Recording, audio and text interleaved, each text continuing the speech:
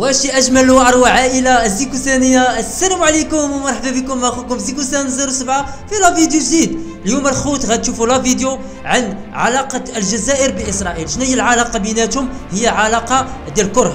الجزائر تكره بشده اسرائيل، واسرائيل كذلك العدو اللدود ديالها هي الجزائر. لماذا هادشي كامل؟ لان حاليا اسرائيل ترسل جواسيس، والجيش الجزائري كيقوم برصد هاد الجواسيس هادو اللي كترسلهم اسرائيل الى الجزائر. هادشي كامل من اجل ان الجيش الجزائري عنده ترسانه قويه من الجنود. الجيش الجزائري عنده واحد الترسانه قادره انها تحطم الجيش الاسرائيلي حاليا بامتلاكه الاقوى الاسلحه. وكنعرفوا سوخوي 57 والاس 500 اللي كتمتلك الجزائر ما شاء الله والله يبارك، يعني قوه ضاربه لكل عدو يتربص بالجزائر الحبيبه. اذا اليوم غنشوفوا واحد لا فيديو اللي غيكون زوين، سبب رفض الجزائر للتطبيع مع اسرائيل وايضا قوه الجزائر. هادشي كامل غنشوفوا في هاد لا فيديو، ولكن قبل كل شيء الاخوان اشتركوا معنا في القناه، اكثر لي لايك بنشوفوا في هذا الفيديو، اكثر لي لايك على قبل شهداء الجزائر،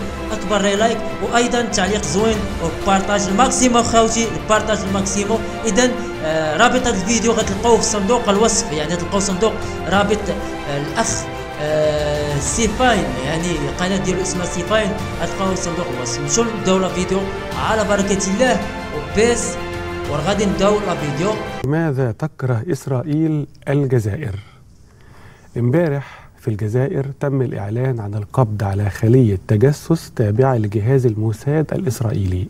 واو. احنا إزاء إعلان مثير وخطير للغاية إن إسرائيل تتجسس على الجزائر، إن جهاز الموساد خلية تابعة له كانت تصور مرافق حيوية في الجزائر، عندها معدات وكاميرات متقدمة جدا، وإنه الجزائر ألقت القبض على هذه الخلية.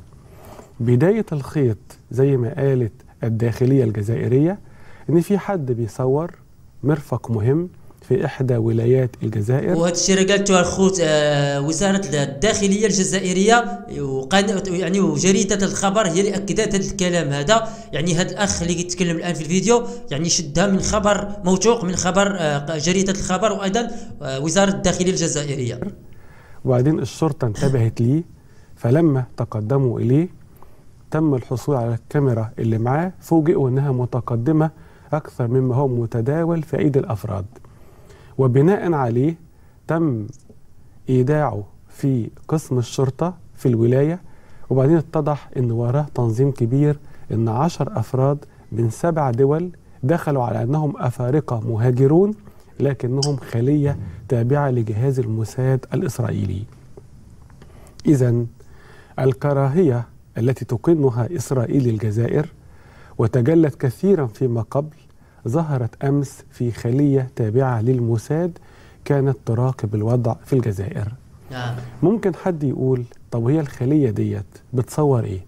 وافترض إن هي صورت مرفق ولا مرفقين، منشأة ولا منشأتين، انتوا عايشين في كوكب تاني. ما هو منطقي جدا إن الصور دي موجودة عبر أقمار صناعية وموجودة عبر آليات أخرى.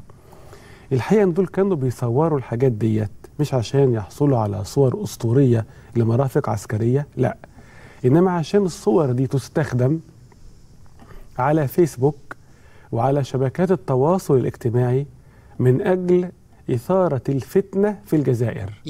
لأنه تاريخيا منطق الاستعمار ومنطق الشيء الخوت اللي كيبغوا دير دابا الصهاينة اش كيبغوا يديروا فتنة في الدول العربية وخصوصا الجزائر. علاش ركزت لكم خصوصا على الجزائر؟ لأن كنعرفوا كاينه واحد القضية بين الجزائر وفلسطين، حب كبير لا ينتهي من أيام يعني الهواري بومدين رحمة الله عليه. كاين واحد العلاقة وطيدة بين الشعب الجزائري والشعب الفلسطيني، وهذا الشيء كامل يعني كيضر المصالح ديال اليهود. يعني اليهود كتضرهم هذه المسألة أن الجزائر تكون واقفة بقوة مع خوتها في فلسطين، وهذا الشيء ما باغاش اليهود. إذن إسرائيل كتربص دائما بالدول اللي كتكون قوية، الدول اللي كتكون تساند بالقضية الفلسطينية لازم أنها تدخل. كيفاش غادي تدخل؟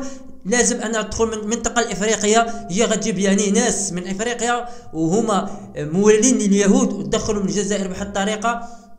وتخليهم انهم يتجسسوا على المرافق في الجزائر، تجسس على المحتويات العسكريه في الجزائر، على مراكز الشرطه، على اي حاجه اللي تفيد الجيش الاسرائيلي. ولكن انتم مع الجيش الجزائري الله لا درتوها به، لان هادشي كامل عارفينه الجيش الجزائري، وما شاء الله والله يبارك خبره كبيره في الميدان يعني لهذا الجيش هذا. الله يبارك اخوتي والله. عدو في كل مكان، فرق تسد.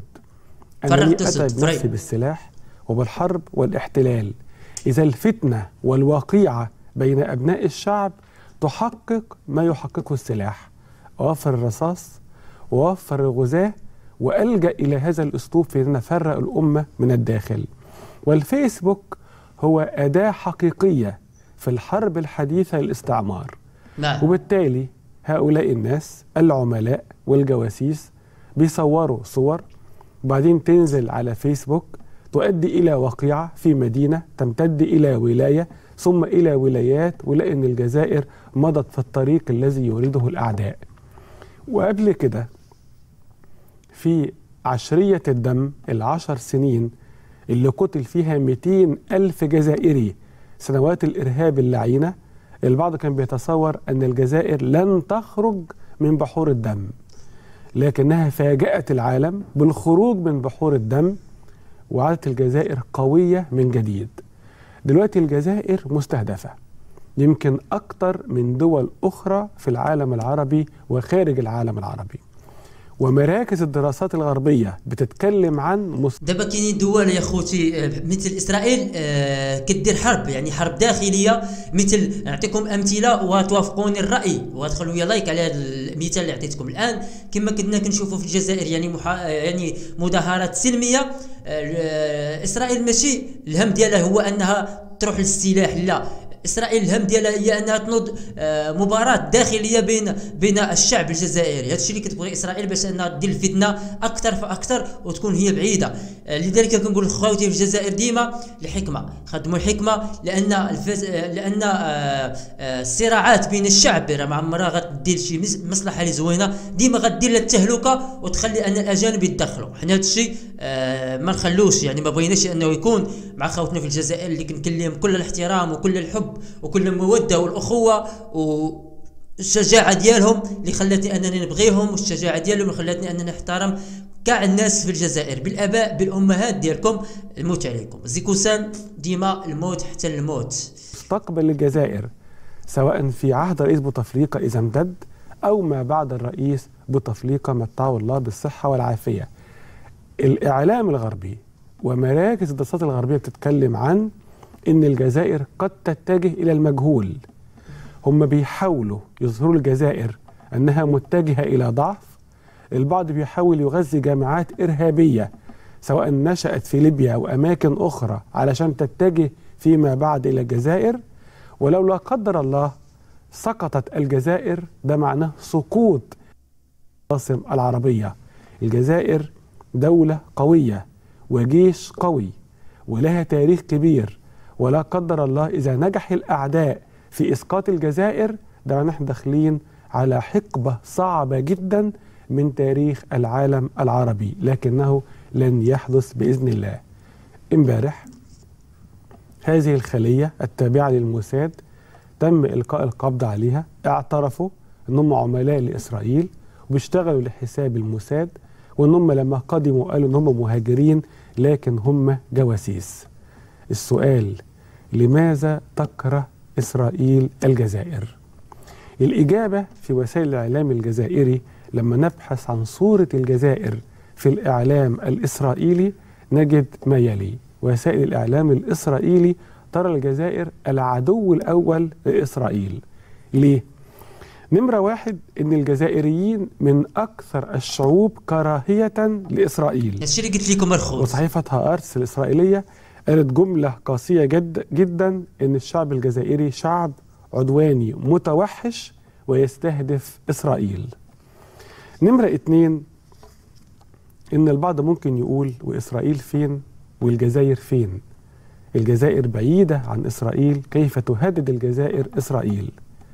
برضو الإعلام الإسرائيلي بيجيب والمحللين العسكريين الإسرائيليين بيجيبوا أن الجزائر ليست بعيدة، لأن عندها جيش قوي وعندها قوات بحرية قوية والجزائر شاركت في حرب 73، وتقدر الجزائر مرة أخرى تشارك في حرب ضد إسرائيل عبر البحرية الجزائرية القوية، وإن في 3 طرادات شبح جايين من الصين قريب هينضموا إلى البحرية الجزائرية القوية، وبالتالي في قلق من سلاح البحرية الجزائري.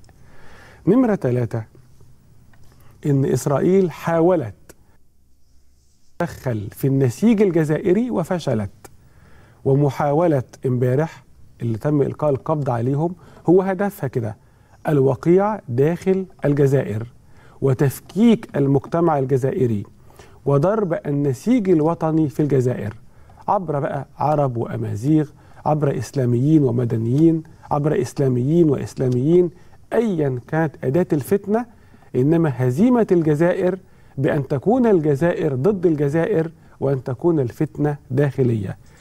صراحة الخوت لا فيديو اللي زوين بزاف، تطرق فيه بزاف ديال المواضيع. إسرائيل دائما تربص على الجزائر، لماذا؟ لأنه واحد القوة عسكرية كاينة في المغرب العربي، وهذه القوة العسكرية لأن الجزائر كتشارك الجزائر كتخوف إسرائيل. لماذا؟ واخا بعيدة في المسافة، ولكن كاينة عداوة كبيرة إسرائيل كتحسبها من الجزائريين. هادشي اللي كيخلي اسرائيل انها دائما تريد دير الجواسيس في الجزائر باش انه يجيبوا لها اخبار الجزائر. وشوفوا يعني حتى في المظاهرات، لما كانت المظاهرات كانوا تيقولوا ان الجزائر ضعيفه، ان الجزائر تكرفس على الناس، ان الجزائر بزاف باش انهم يطيحوا الشعب الجزائري.